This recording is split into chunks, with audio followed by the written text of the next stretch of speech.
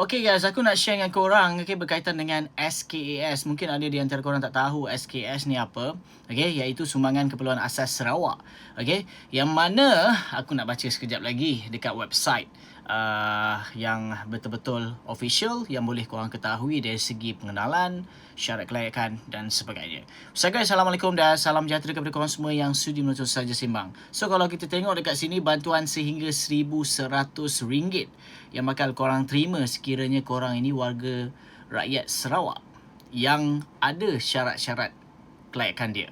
Jom kita tengok paparan ini. Korang boleh pergi ke website service.sarawak.gov.my. Kat sini kau boleh semak status Sarawak Basic Need Assistance SKAS 2026, iaitu Sumbangan Keperluan Asas Sarawak SKAS 2026 ialah bantuan kewangan daripada Kerajaan Sarawak kepada isi rumah dan individu yang berpendapatan RM5,000 dan ke bawah bagi pembelian barangan makanan asas.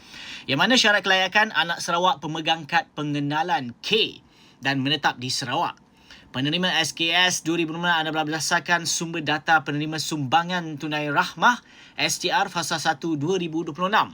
Yang mana nilai bantuan sumbangan keperluan asas Sarawak SKAS adalah antara RM375 hingga RM1,100. Dan ini bergantung kepada kategori penerima yang telah diluluskan. Iaitu penerima kategori isi rumah RM1,100, penerima kategori bujang RM375, penerima kategori warga emas RM600.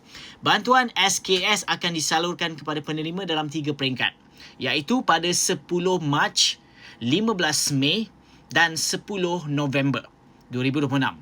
So, siapa yang layak? Penerima SKAS mestilah memenuhi syarat kelayakan berikut.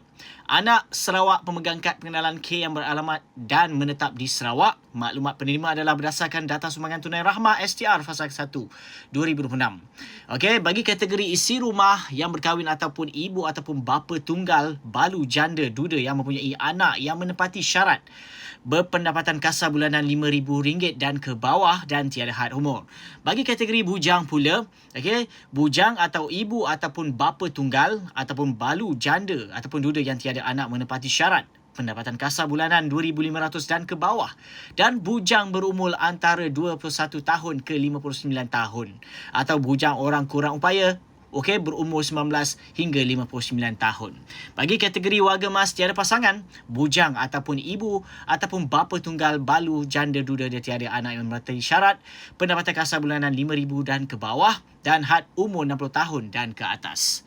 So dekat sini, bolehkah saya membuat permohonan sekiranya nama saya tiada terdapat dalam senarai penerima bantuan SKAS? Tiada permohonan baru ataupun rayuan akan dibuka lagi bagi SKAS. Penerima ditentukan berdasarkan data STR Fasa 1 2006. Sekiranya nama anda tiada, senarai permohonan baharu atau rayuan tidak akan diterima. So, macam mana kau nak tuntut? Seperti mana yang dimaklumkan, akan diberi kepada penerima secara 3 peringkat pada 10 Mac, 15 Mei dan 10 November 2026. Yang mana, siapa penerima STR, dia lulus, dan layak bantuan tu mengikut syarat kelayakan yang mana kad pengenalan K apa semua tu, secara automatik sebagai penerima SKAS. Dan penerima yang layak perlu melakukan langkah berikut untuk menuntut SKAS. Yang mana pastikan akaun SPay Global anda aktif.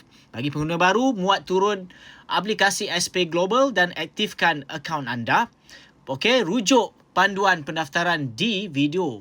Boleh tengok ke website ini, kau boleh tengok video. Dan buka aplikasi SPay Global dan buat pengesahan. Acknowledgement tuntutan bantuan SKAS. Pengesahan ini hanya perlu dilakukan sekali sahaja bagi membolehkan penerima menerima bantuan bagi ketiga-tiga peringkat pembayaran. Pengesahan boleh dibuat mulai 8 Mac dan seterusnya. Rujuk panduan langkah demi langkah di sini. Jadi infografik yang dia ada maklumkan. Ini infografik dia lah. Kau boleh pergi ke website ke tersebut. Dan adakah saya perlu membuat sebarang pembayaran untuk bantuan ini? Tidak. Penerima adalah terlantar sakit dan tidak dapat menggunakan bantuan SKAS sendiri, sila rujuk Jabatan Kebajikan Masyarakat Sarawak untuk mendapatkan bantuan seterusnya.